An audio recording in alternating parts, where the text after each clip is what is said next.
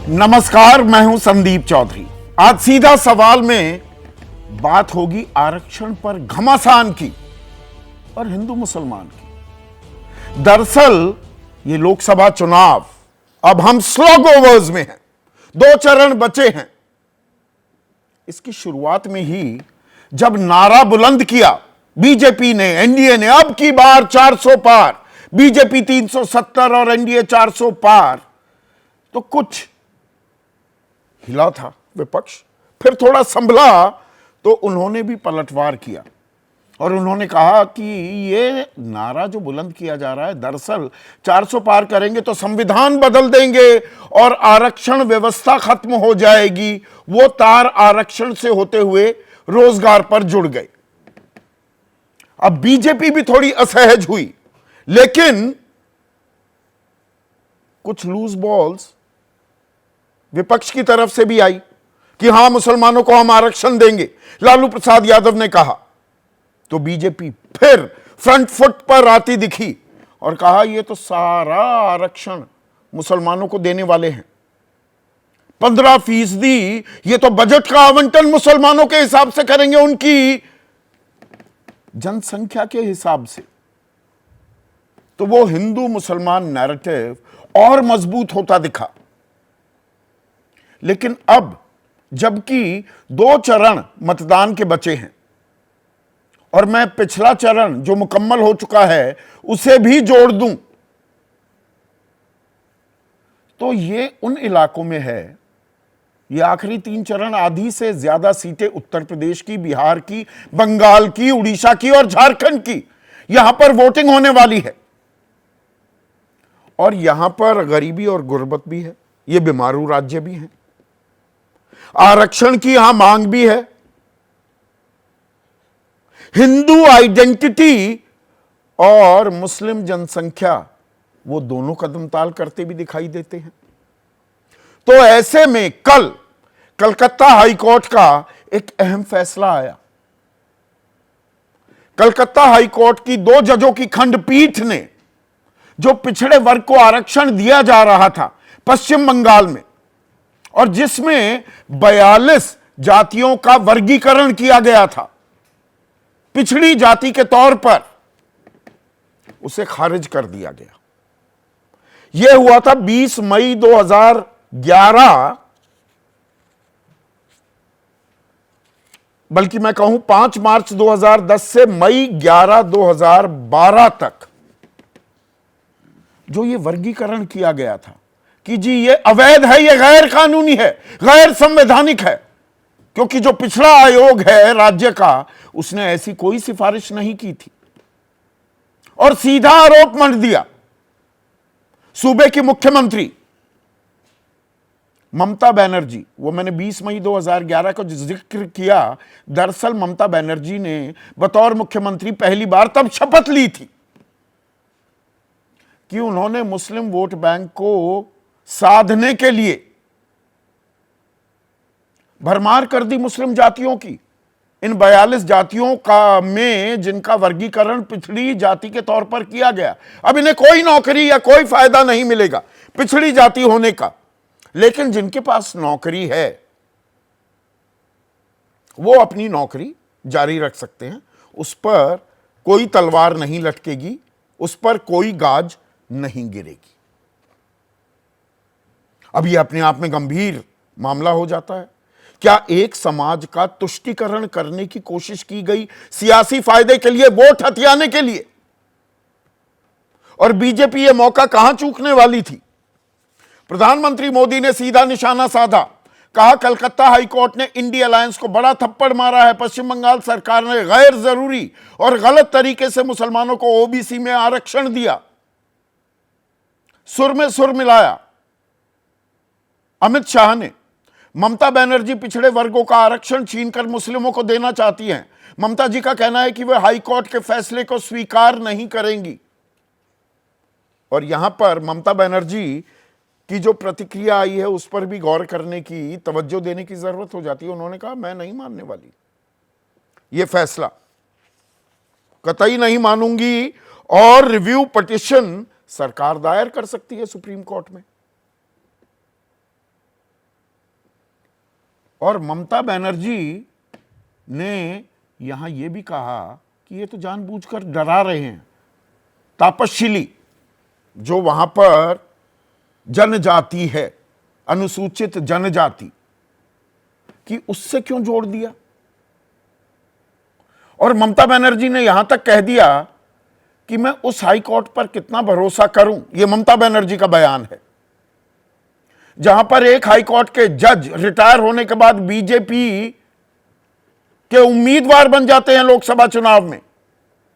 एक जज जो हाल ही में रिटायर होते हैं तो अपनी फेयरवेल स्पीच में खुलेआम कबूलते हैं कि वो तो स्वयं सेवक थे, हैं और रहेंगे, ताउम्र वो आरएसएस से जुड़े हुए थे। उन्होंने एक राजनीतिक षड्यंत्र, एक साजिश की ओर इशारा कर दिया। अब इसमें रायता फैलता है। अब उस रायते को थोड़ा समेटने की हम कोशिश करेंगे and we'll try and put the things in perspective. जो हमारा संविधान है वो धर्म के आधार पर आरक्षण की कतई इजाजत नहीं देता और देनी भी नहीं चाहिए। हर बात पर हिंदू मुसलमान क्यों हो। अब 15% आरक्षण है अनुसूचित जाति के लिए। अब जो अनुसूचित जाति का आरक्षण है यह पहले सिर्फ हिंदुओं को मिलता था। 1950 में जब यह व्यवस्था लागू की गई, 1956 में सिख भी आ गए अनुसूचित जाति में, 1990 में बौद्ध आ गए। मुसलमान और ईसाई वो अनुसूचित जाति का आरक्षण नहीं ले सकते। कमोवेश यही हाल 7.5% आरक्षण जो अनुसूचित जनजाति का है वहां पर है। 1990 अगस्त मंडल आयोग की सिफारिशें जब लागू हुई तो 27% आरक्षण पिछड़ी जाति के लिए दिया गया। अब जब यह आरक्षण दिया गया था तो मंडल और कमंडल की राजनीति ने पहली बार मुख्यधारा में अपनी एंट्री डाली थी, एंट्री मारी थी। और 1990 में बीजेपी और उसका शीर्ष नेतृत्व कतई मंडल आयोग के फेवर में नहीं था, उसके पक्ष में नहीं था। और आरक्षण एक्लीज हील भी साबित हुआ है, कमजोर नब्ज भी साबित हुआ है बीजेपी के लिए, क्योंकि आरएसएस गाहे बगाहे कहीं ना कहीं आरक्षण को खत्म करने की पैरवी करता दिखाई देता था। शब्दों पर मेरा गौर कीजिएगा। 2015 में बिहार में चुनाव बीजेपी इसलिए भी हारी, जबरदस्त हार हुई थी, पटकनी मिली थी, क्योंकि आरक्षण खत्म करने की पैरवी करते दिखाई दिए थे सरसंघचालक मोहन भागवत। लेकिन अब वो ये कहते हैं कि 200 साल तक भी आरक्षण अगर जारी रहे तो उन्हें कतई कोई दिक्कत नहीं है। अब बीजेपी का जो आरोप है और गंभीर आरोप है कि सब आरक्षण मुसलमानों को दे दिया जाएगा, और ममता बनर्जी अगर 42 में से 41 जातियां वो मुसलमानों की हैं जिन्हें आरक्षण देती दिखाई देती हैं, तो ऐसा भेदभाव तो नहीं होना चाहिए, बिल्कुल नहीं होना चाहिए। पर अब इसमें कुछ पर आ जाते हैं, और वो पर क्या है। मैंने कुछ रिसर्च निकलवाई। बिहार में अगर हम नजर डालें, 2 सूची होती है, एक केंद्र की सूची, एक राज्य की सूची पिछड़ी जाति के लिए। और कमाल यह हो रहा है कि पश्चिम बंगाल की साइट भी अब खुल नहीं रही। आंकड़े, राज्य सूची के पूरे मुकम्मल आंकड़े बिहार के भी नहीं मिल पा रहे। ये भी खेल होते हैं पीछे, सर्वर्स में दिक्कत आ जाती है। तो बिहार में कुल मिलाकर 23 मुस्लिम जातियां पिछड़े वर्ग में शामिल हैं केंद्रीय सूची में। पर यह इतना दिलचस्प नहीं है। वहां तो जातिगत जनगणना की पैरवी करती आई है नीतीश कुमार की सरकार, और जातिगत जनगणना हुई भी। विधानसभा में मजबूरन बीजेपी को भी साथ देना पड़ा, लेकिन केंद्र सरकार ने जातिगत जनगणना करवाने से साफ इनकार कर दिया कि सामाजिक भेदभाव और दुर्भावना बढ़ जाएगी, खाई बढ़ जाएगी। तो ये तो बिहार की बात थी। गुजरात में 22 मुस्लिम जातियां हैं जो कि केंद्र की सूची में आती हैं बतौर पिछड़ा वर्ग। मध्य प्रदेश में इनकी संख्या 26 है और दक्षिणी राज्यों में जो 4-4%, 4.5% पिछड़ी जाति के कोटे में मुसलमानों को भी जो आरक्षण दिया जा रहा है वो चल रहा है, उसमें कर्नाटक प्रमुख है। और पिछले 20 सालों में देखें, ज्यादा टाइम सरकार में बीजेपी वहां गुजारती दिखी है। तो ये लड़ाई दरअसल पिछड़ों के हक की कम और चुनावी नफे नुकसान, सियासी फायदा, सियासी फसल काटने की ज्यादा है क्या? उसका कारण क्या है? जो मैंने आपको बताया 3 चरणों की बात।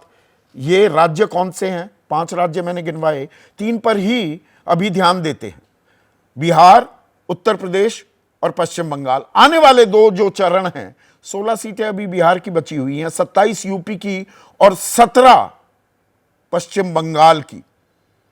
और बिहार की 16 में से 2 सीटों में 20% से ज्यादा आबादी है मुसलमानों की, 4 सीटों पर 15 से 20% है। यूपी में 27 सीटों में 20% से ज्यादा मुसलमान, 5% हैं, 11 सीटों पर 15 से 20%। और पश्चिम बंगाल में 20% से ज्यादा मुसलमान वाली सीटें 17 में से 9 हैं। तो यहां पर हिंदू मुसलमान भी कर लिया जाए। विपक्ष मुस्लिम वोट बैंक को साध रहा है क्या? और बीजेपी चाह रही है ध्रुवीकरण हो जाए।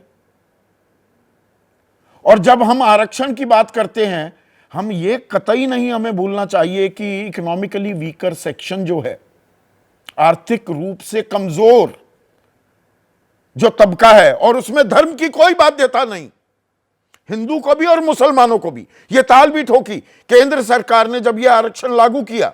वो लक्ष्मण रेखा 50% की तो टूट चुकी है, 59.5% पर जा चुकी है। पर उसमें पैमाना क्या था? अगर आप गरीब हैं, वो गरीबी का पैमाना क्या था? 8 लाख रुपए सालाना से ऊपर आपकी आमदनी नहीं होनी चाहिए। 8 लाख रुपए, 8,40,000 का मतलब होता है 70,000 रुपए हर महीने आप कमा रहे हैं। शायद आप जानते हो, और नहीं जानते तो आपको जानकर ताज्जुब होगा कि इस देश में अगर आप 25,000 रुपए प्रति माह कमा रहे हैं तो देश के टॉप 10%, देश के ऊपर के 10% लोगों में आते हैं। आप अमीर तबके में हैं और यहां कहा जा रहा है 70,000 रुपए कमा रहे हैं तो, या उससे नीचे, तो आप गरीब श्रेणी में आते हैं। तो यह आरक्षण का जो खेल है बहुत पेचीदा। इसको थोड़ा हम सरल जितना रख सकते हैं उतना सरल रखने की कोशिश करेंगे। ऐसे में आज का सीधा सवाल आपके सामने पेश करूं, उससे पहले प्रधानमंत्री मोदी ने क्या कहा और ममता बनर्जी क्या पलटवार कर रही है, सुनिए। बदमाइश लोकेरा काज कराয় एजेंसीকে দিয়ে, কাউকে দিয়ে একটা অর্ডার করিয়েছে, যদিও তার রায় আমি মানি না। বিজেপির রায়টা আমরা মানব না। ওবিসি রিজার্ভেশন চলছে, চলবে। कलकत्ता हाई कोर्ट ने इस इंडी अलायंस को एक बहुत बड़ा तमाचा मारा है। कोर्ट ने 2010 के बाद से जारी सारे ओबीसी सर्टिफिकेट कैंसिल कर दिया है। पश्चिम बंगाल की सरकार ने मुसलमानों का वोट बैंक के लिए अनाप शनाप मुसलमानों को ओबीसी बनाने के सर्टिफिकेट दे दिए थे। ये वोट बैंक की राजनीति, ये तुष्टीकरण की राजनीति, ये तुष्टीकरण की सनक हर पार कर रही है। तो वोट बैंक की इस राजनीति पर ही है आज का हमारा सीधा सवाल। आरक्षण का धर्म कांटा हिंदू मुसलमान में क्यों बांटा? और यूपी, बंगाल, बिहार कितने नंबर, किसकी सरकार? कांटा यहीं भी और यहीं पर दरअसल अटका हुआ है क्या?